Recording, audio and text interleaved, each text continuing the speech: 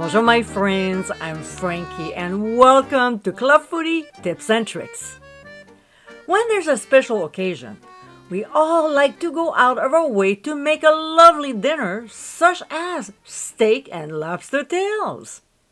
To make a nice presentation and prevent the tails from curling up when cooking, here's an easy trick.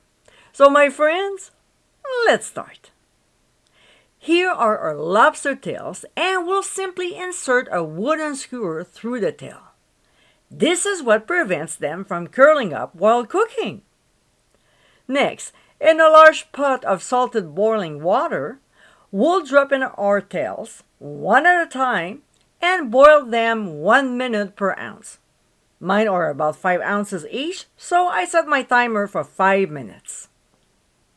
When time is up, we'll plunge the tails into an ice water bath to stop them from cooking any further and leave them there for a few minutes. We'll serve them immediately or proceed with our recipe.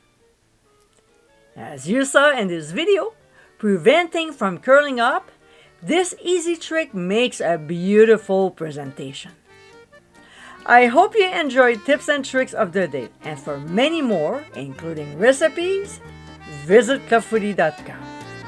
Until next time, my friends, bon appétit!